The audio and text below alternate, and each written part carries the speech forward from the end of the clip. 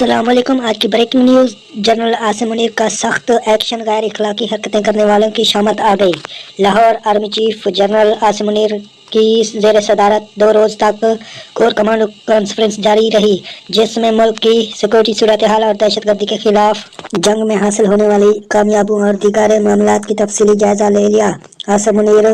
General Asim Munir نے 29 نومبر کو army chief کا عہدہ سنبھالا تھا، جس کے بارے میں یہ مشہور ہے کہ وہ بہت ہی زیادہ سنجیدہ اور اصولوں کی سخت پابندی کرنے والے شخصیت ہیں۔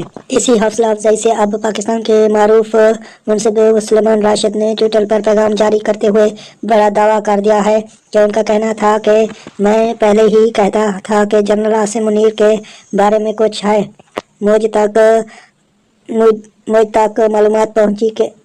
مجھ تک معلومات پہنچی ہے کہ انہوں نے اخلاقی پستی کے شکار 450 افسران کی ذمہ داریاں ادا کرنے سے روک دیا ہے۔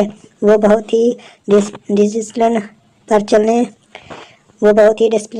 چلنے والے شخصیت ہیں، جو کہ بدتمیزی برداشت نہیں کرتے، بہت بہترین سار انجام دیتے ہیں۔ امجد ارشاد نامی صارف نے سلیمان راشد کے پیغام پر رد عمل ظاہر کرتے ہوئے کہا کہ ذہن تسلیم نہیں کرتا، لیکن اگر ایسا ہوا تو بہت ہی شاندار ہے۔ سلیمان راشد صارف کو جواب دیتے ہوئے کہا کہ یہ معلومات ایک حاضر سروس افسر کی جانب سے ملی ہے، امید ہے کہ یہ صحیح ہوں گے۔ یہ تھی آج کی نیوز۔ ندیم بلوچ کو اجازت دیں، اللہ حافظ۔